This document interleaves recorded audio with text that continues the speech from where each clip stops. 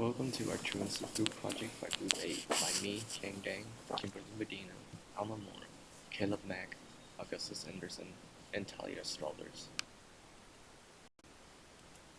Welcome to our first slide, the missing in action student data successes. When attempting to contact a student, we found that phone calls had the best response rate with messaging coming around second. This is probably due to the availability of a phone in a student's household. If they themselves won't pick up, then a family member will probably will. We also found that a student respond to a phone call at a higher rate, approximately around 3 to 8 p.m. on the weekends. We also found that the script provided for us is incredibly useful in order to introduce ourselves, but also to grab their attention, as that allows to hold a conversation and not act as if we are just calling as like a scam call. Now onto the missing in action data difficulties. We found that language barriers were often the make or break case when it comes to getting a response. This is especially crucial if a family member would respond to us instead of a student. We would often get a response in a foreign language and would have them end the call when we try to converse. This is especially a deal breaker because if we can't get to the student through them, then we would have wasted one of our 3 chances in order to contact them. Lastly, the script provided is a great talking point, but it is easily able to be derailed if the respondee would be uncooperative due to language or just hesitancy. Now onto the data learned portion of the missing in action section. Majority of missing in action students seem to take an interest in a virtual class option but can't due to lack of resources. We also found that parents are very eager to help their kids return to school, and that out of all of our group mates that did contacts, there was only a response rate of 16% altogether. Now onto the survey data portion. According to the first wave data, 51.6% of 31 students who have responded to the survey had been back to school this year, while 48.39% haven't. From personal experience, I beg to differ, but students who have not attended school have not because they either have financial issues, moved to a different location or attending a different school, or have become a parent and would often drop out in order to get a job in order to help with income. Further explanation into the financial issues or becoming a parent of a missing in action student. We often found that a student would drop out of school in order to get a job to support their family or to support themselves. But in rare, unfortunate circumstances, there are students who are homeless and can't attend school too because of that.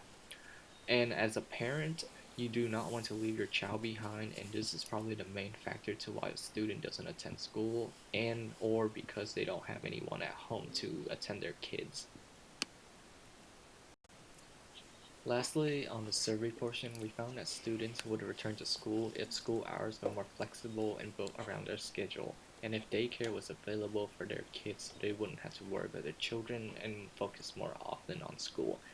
Lastly, if virtual education was more readily available, the students would obviously return. Now onto our group data for the second wave. Group 8 was assigned approximately 52 contacts overall during the second wave, and out of those 52, only 12 had responded.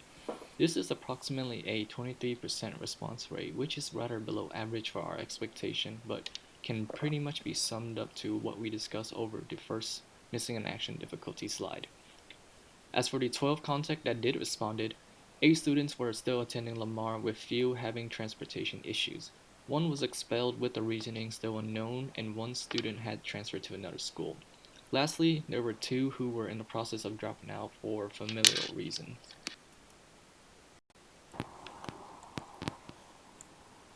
Hello, everyone. My name is Augustus Sanderson, and I'm part of the no contact list. I will be showing off my data. I'll be showing off the information I have for this slide of the recording. As you can see here, according to the International Development Research Association, or IDRA, for example, Texas is losing 10 students out of every 5 students prior to graduating every hour and are still losing more today. African Americans and Latino students are more likely to leave school than white students. Since 1986, the attrition rate for African American students declined from 34% to 23%, and Latino students from 45% to 25%, with white students from 27% to 12%. Male students 1 to 3 times are more likely to leave school from recent attrition studies from 2019 to 2020.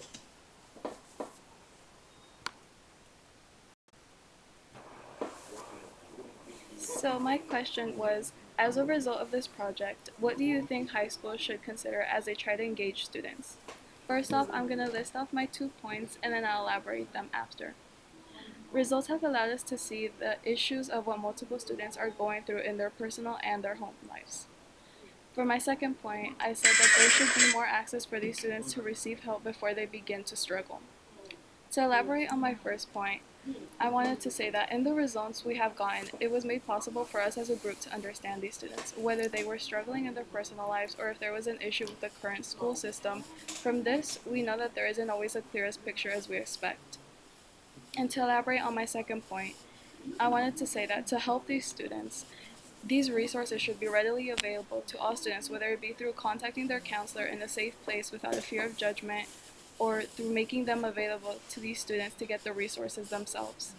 Through this project, we were able to see that many of these students are very well capable of taking care of themselves, whether that be because they were dropping out to work and help their family, that they were trying to get transportation on their own, but many times they weren't able to get to those resources because they needed help. So I think that these resources should be readily available to them. So for this slide, the question was, as a result of this project, what do you think new teachers should know about working with students at a risk for truancy? I'm going to read through the points first and then elaborate after. The act of truancy is not always because of negligence, but because of the availability or capability. An empathetic attitude when reaching out to these students or their parents is important when discussing sensitive topics about personal or educational situations. By providing a more supportive relationship with the students to help encourage them go to school, and finding ways to help kids according to their situation to make sure they graduate. So, to elaborate, I wanted to emphasize that truancy is not always at the fault of the student or family, but rather a situation that they are going through. And through providing a safe place within the school, possibly in the counselor's office, it will most likely help. Making a relationship with students is vital towards their efforts in school. With this relationship, it will greatly benefit the staff and students by encouraging a healthy and helpful atmosphere.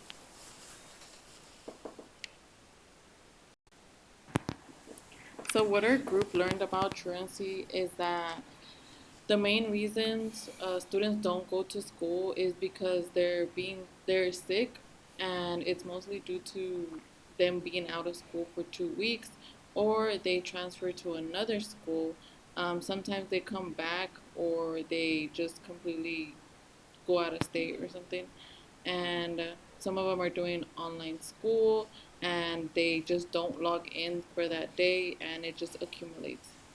Some people have transportation issues, and some even end up pregnant.